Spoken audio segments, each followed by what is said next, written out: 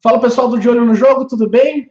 Vai começar o Campeonato Brasileiro e com ele a gente começa uma nova série aqui no canal, que é o De Olho no Adversário.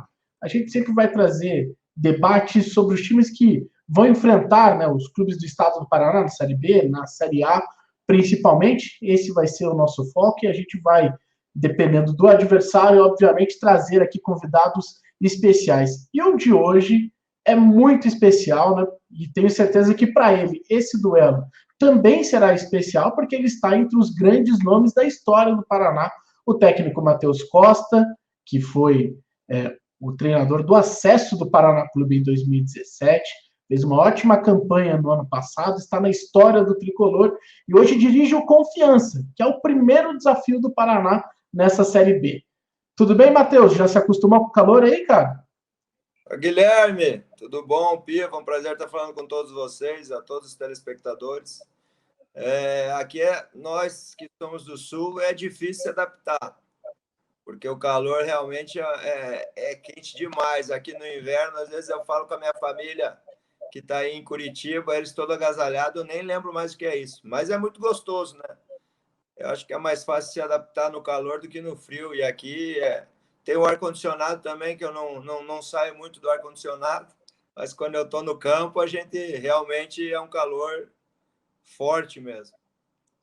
Deixa eu já pedir para a galera que está acompanhando esse vídeo, né, se inscrever no nosso canal, dá aí o seu likezinho, a sua curtida nesse vídeo e comente o que você acha que vai acontecer com o Paraná nessas primeiras rodadas, né, na Série B, nesse duelo com Confiança e a sua lembrança sobre o técnico Matheus Costa. Eu estou com o André Ribas e com o Daniel Piva, que vão participar dessa entrevista. Tudo bem, Piva? Opa, boa. Tudo bem, Guilherme? Um abraço a você, ao André, ao Matheus Costa aí, um profissional do futebol, o qual eu gosto muito aí, gente muito boa. E, Matheus, o Confiança fez uma campanha histórica na Copa do Nordeste, primeira vez na história do clube que chega à semifinal. Se não fosse por uma maratona de jogos aí dessa retomada do futebol, talvez pudesse até conquistar essa vaga na final, já que o jogo contra o Bahia foi bem equilibrado, o Bahia decidiu ali somente nos minutos finais. E o que me chamou bastante a atenção do comportamento do Confiança foi a capacidade, assim, de fechar espaço, como dificultou a circulação da bola do Bahia.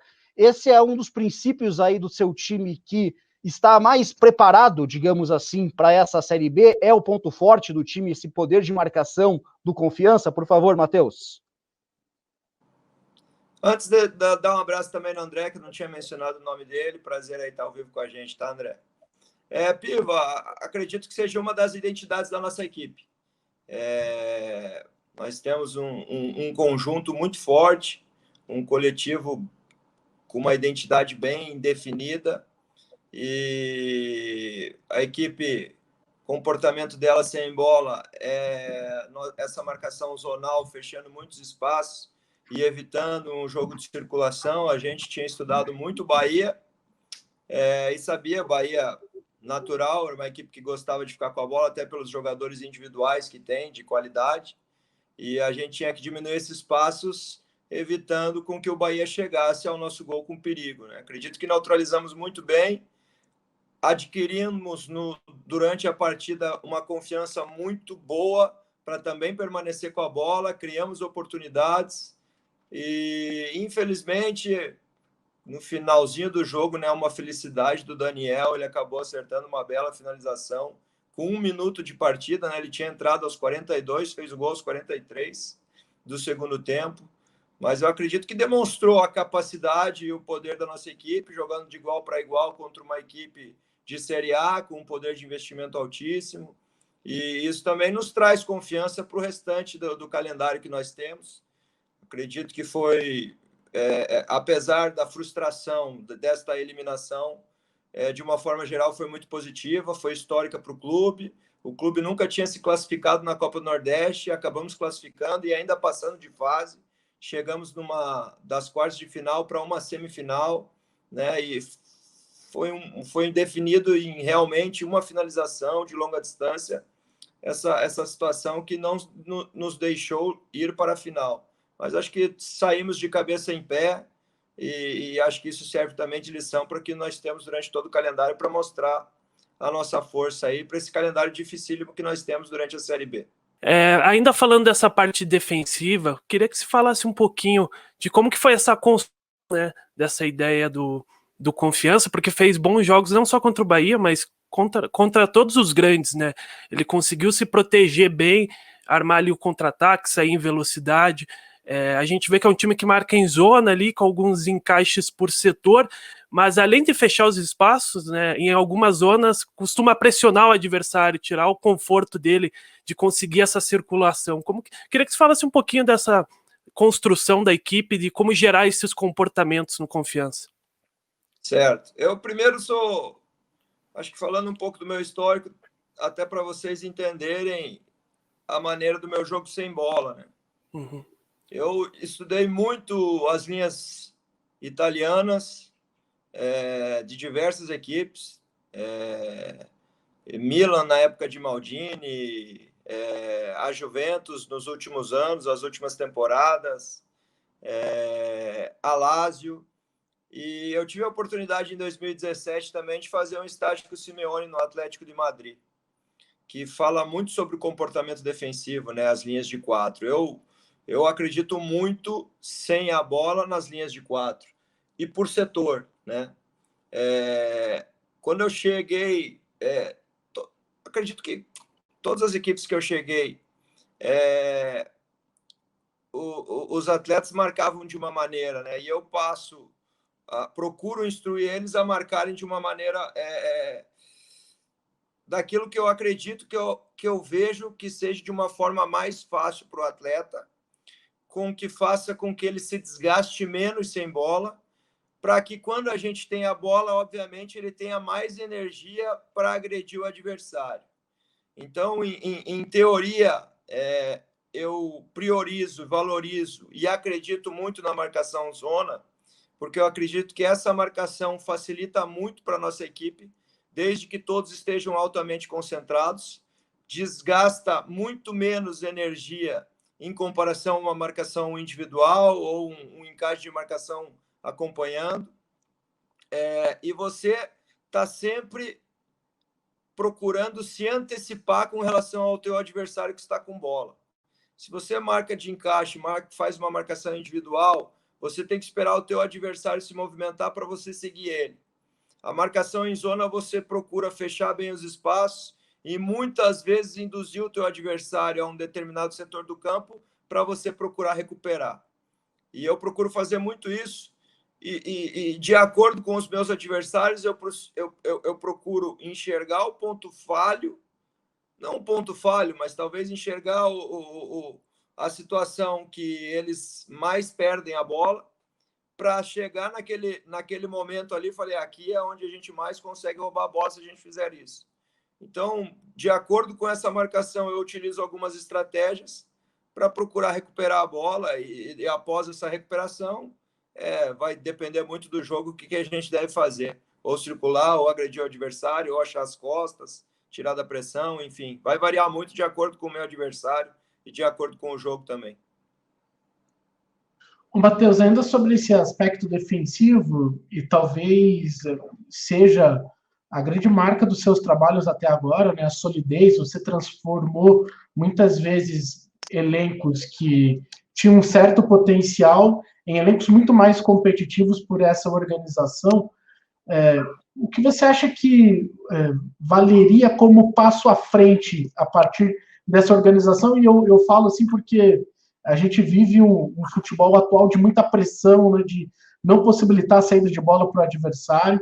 Como que você enxerga essas possibilidades de dar um passo a mais em relação a esse tipo de marcação zonal que você já trabalha tão bem?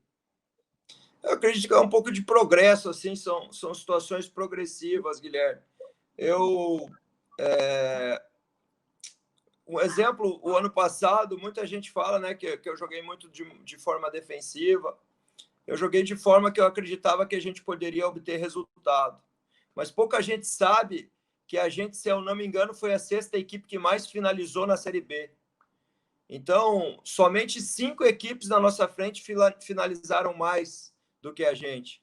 Faltou, talvez, um pouquinho mais de poder de definição em gol, né?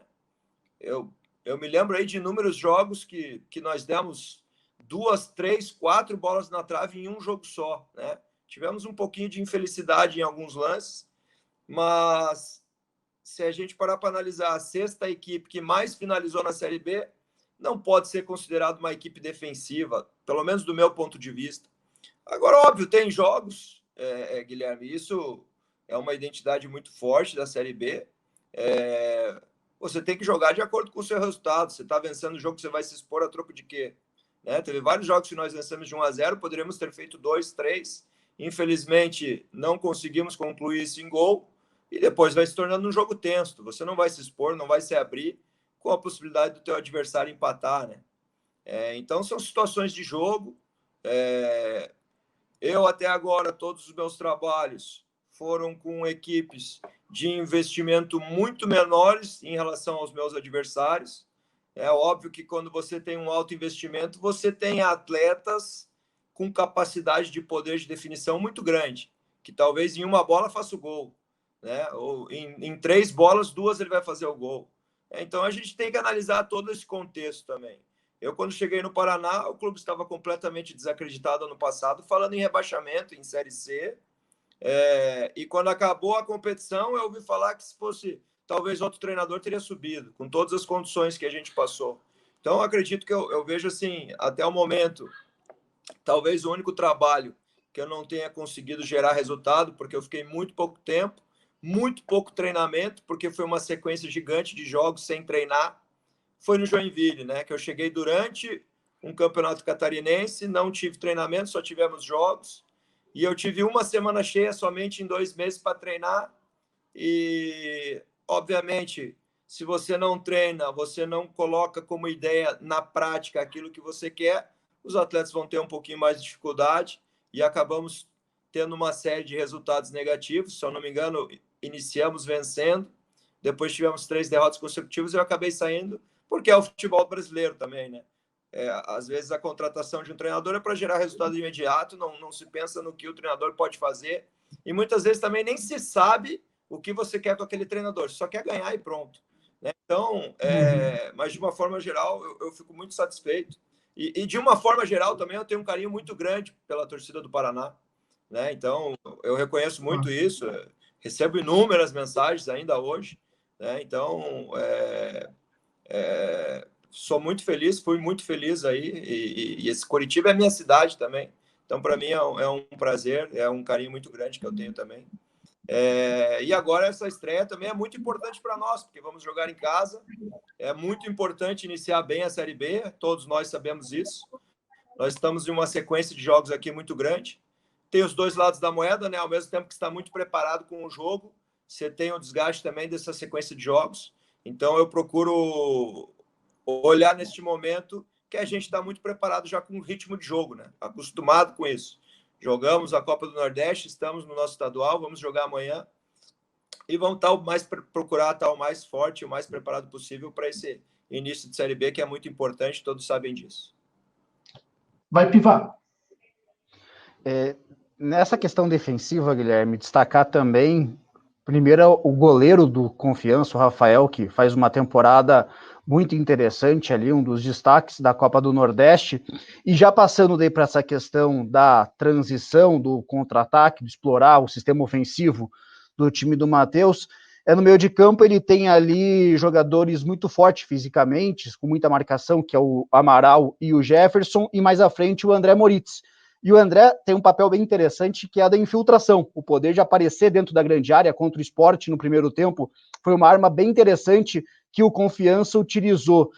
Como que você gosta dessa questão do contra-ataque, da transição, Matheus?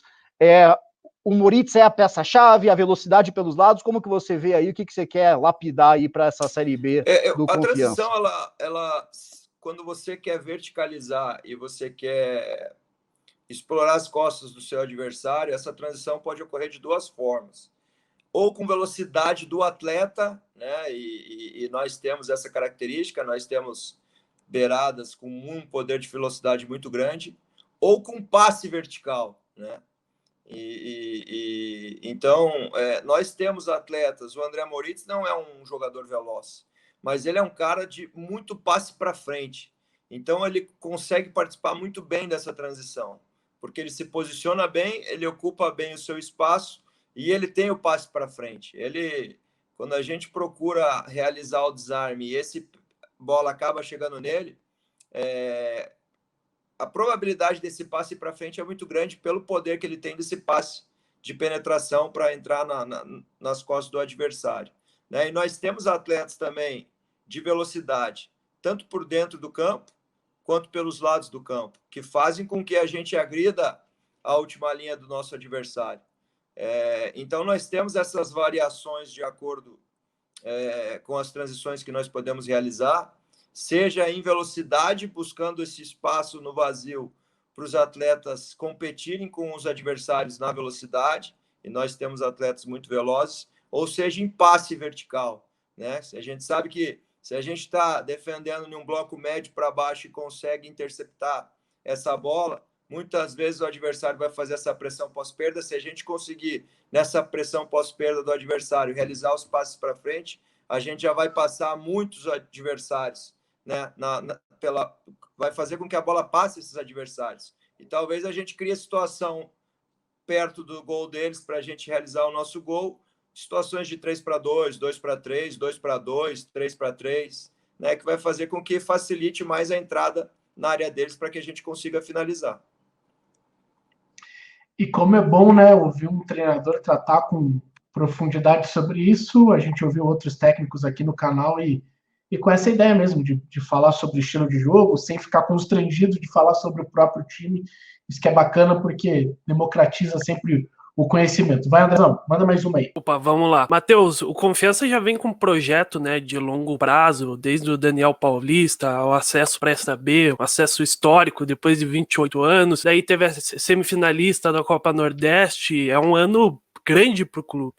E vem para essa Série B com um dos menores orçamentos. Qual que é a sua expectativa e a do clube em relação a essa competição? Em um primeiro momento, garantir a permanência, ir por etapas, e você acredita que ainda a equipe precisa de alguns reforços assim para aguentar até a maratona de jogos, né? O objetivo é único e exclusivo, é a permanência na Série B.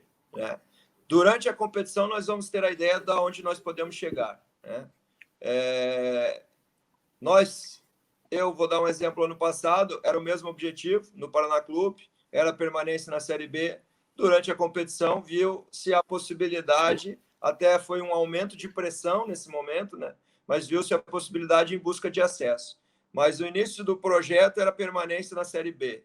Né? Isso foi conquistado de forma muito antecipada, até brigamos pelo acesso. Esse ano não é de forma diferente. Nosso objetivo é único e exclusivo a permanência na Série B. Durante a competição, a gente pode analisar. Com relação a contratações, estamos em aberto ainda. Devemos trazer aí, no mínimo, mais 3 atletas para a competição, porque vai ser uma sequência de jogos muito grande, com curto tempo de recuperação entre um jogo e outro. Então, a gente se vê necessário essa vinda de mais atletas, mas não estamos com pressa alguma. Né? Hoje nós temos aí 30 atletas no nosso elenco, sendo que 4 são goleiros, são 26 atletas. 2 têm lesão seríssima, que vão ficar afastados por um bom tempo. Então, nós estamos com 24 atletas ativos hoje, né? Sabemos que vai ter lesão curtas, né? Vai ter suspensão. Então, é necessário aí, no mínimo, mais 3 atletas. Nós estamos analisando todo o mercado, sem pressa alguma para trazer neste momento, mas realmente atento com qualquer possibilidade boa que possa vir para agregar ao nosso elenco. E, Matheus, em uma das suas primeiras respostas, você falou muito ali na questão da adaptação do time, que, claro, quando você enfrentar, sei lá, o Cruzeiro no Mineirão, o desenho do jogo vai ser um, quando você enfrentar o Oeste em casa, o desenho do jogo é outro. Isso apenas exemplificando, não falando especificamente dessas partidas. Mas uma pergunta que tenho feito aqui no canal algumas vezes para alguns personagens do futebol é até que ponto que é aceitável essa adaptação. Aceitável não é o termo exato, mas até que ponto você admite fazer essa adaptação, por exemplo, se você tem uma característica muito sólida, como que você faz, por exemplo, para explorar um ponto fraco do rival? vamos supor, você tem o Reis, que é um atacante ali de muita qualidade, certa mobilidade, e você vê que a defesa adversária tem uma última linha que sofre com um atacante com outra característica. Até que ponto vale alterar um ponto forte do seu time para aproveitar um ponto falho do rival, por favor? Piva, é muito difícil eu mexer em peças de acordo com o meu adversário. É mais fácil eu mexer em estratégia. Então, dificilmente eu vou tirar por exemplo, o Reis hoje é um destaque nosso, e eu tive a felicidade de chegar aqui e encontrar ele, porque eu já estava no meu banco de dados há 3 temporadas, pelo que ele vinha fazendo. Eu alterar peças em relação ao meu adversário é difícil. Eu mudar a estratégia, isso com certeza. E eu vou dar um exemplo assim, Piva. Já analisamos adversários que o adversário tem muita dificuldade na saída de jogo com os zagueiros. Então, uma linha de 4 que tem dificuldade com a posse da bola, que os passes verticais eles erram demais, e tem atacantes de muita força e briga pela primeira bola. E em alguns momentos a gente analisou, se a gente pressionar esse adversário, eles vão dar a bola longa, e essa bola longa eles vão criar vantagem, porque o atacante de referência é o que ele tem de melhor, essa disputa pela primeira bola, e a possibilidade dele ganhar é grande. Em compensação, nós vamos jogar em casa. Isso é outro fator que tem que levar em consideração, porque se você jogar em casa esperando com que o teu adversário venha, você vai começar a tomar vaia em 5 minutos de jogo. Então, tem algumas situações, e isso cria uma instabilidade com o atleta, cria um ambiente de pressão desnecessário.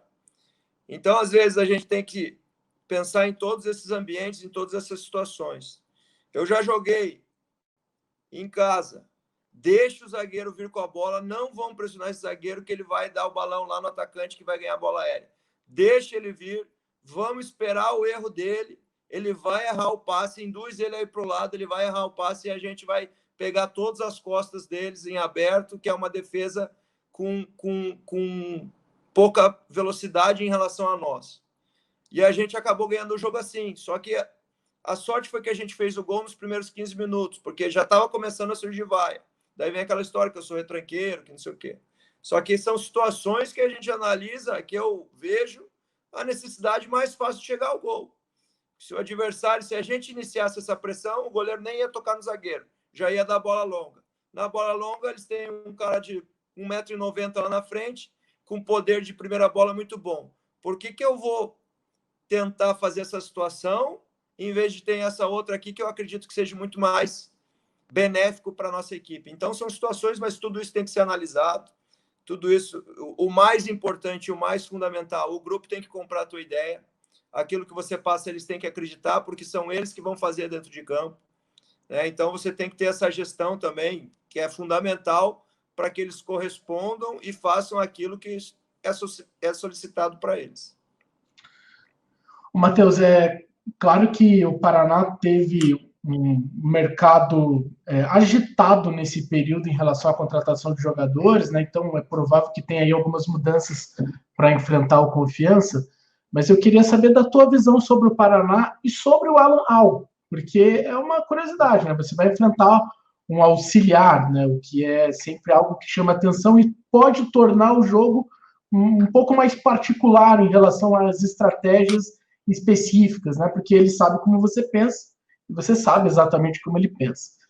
Queria que você falasse sobre isso, por favor. Primeiro, o Paraná é um clube que tem que ser muito respeitado, conhece muito bem a divisão, tem anos de Série B, sabe muito bem o que é essa competição, uma competição muito difícil, sabe valorizar cada ponto que conquista, e é uma equipe muito bem preparada em termos de clube para a Série B.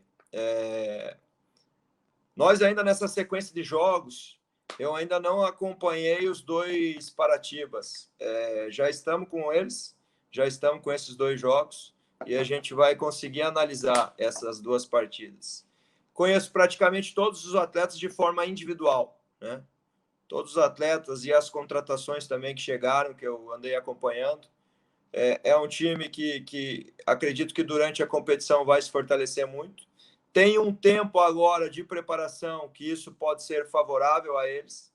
Eu me lembro muito bem que o Paraná acabou saindo na primeira fase do Paranaense ano passado. Eu tive 3 semanas de treinamento para iniciar a Série B. Nas 12 primeiras rodadas, eu era o segundo lugar, o vice-líder da competição. E acredito que muito isso fruto das 3 semanas que eu tive de trabalho, enquanto todos os outros nossos adversários que nós enfrentamos nas 12 primeiras rodadas, jogando, iniciou a Série B, eles jogando, sem se preparar para a Série B, enquanto nós tivemos 3 semanas para se preparar, e na 12ª rodada a gente era o vice-líder. Acredito que isso foi uma vantagem nossa naquele momento. Particularmente, o Alan, eu tenho uma amizade com ele muito grande, né? Nós trabalhamos no Curitiba, depois eu fui para o Inter, a gente sempre se manteve em contato, fui para o Fluminense, mantivemos o contato. Surgiu algumas possibilidades de equipes, eu recebi convite de equipes, acabei não aceitando, indiquei o nome do Alan e ele acabou indo, isso mais de uma vez, e essa amizade ficou. Quando eu encerro o Paranaense e o Mazuco, na época executivo, me abriu a possibilidade de trazer um auxiliar da casa, porque eu também sou muito amigo do Lúcio e o Lúcio passa a ser meu auxiliar. A gente foi até engraçado que eu falei o nome do Alan e o Mazuco abriu a agenda dele na hora, tinham 5 nomes e um dos nomes era o Alan. Então, como eu tinha falado e ele também tinha pensado nele, eu acabei ligando para ele, o Mazuco também, a gente, em comum acordo, acabou trazendo o Alan. Mas o auxiliar, quando ele passa a trabalhar para o seu treinador, ele começa a pensar de forma daquilo que eu pensava, né? Porque realmente ele está auxiliando, óbvio, ele pode ter as ideias dele, ele dava as opiniões dele, que eram importantes, mas ele trabalhava de acordo com a minha cabeça, né? Então eu vejo hoje o Alan conhece muito mais eu do que eu ele, né? Talvez neste momento o Alan tenha mais ideia do que eu possa fazer do que eu sobre o que ele pode fazer. Mas não vejo favoritismo algum em relação a isso. Vai ser um jogo difícil, de 2 equipes querendo vencer. Para nós vai ser muito importante iniciar com o pé direito. Eu sei o peso de iniciar bem uma Série B, né? Você acaba vencendo, você já se vê lá em cima da tabela, você tem que tentar manter isso. Então, nós realmente vamos muito forte para essa partida procurando vencer, né? Respeitando muito o Paraná pela história que tem, pelo elenco. Vejo que tem atletas ali, já soube que o Paraná fez boa partida contra o Curitiba, ainda não acompanhei.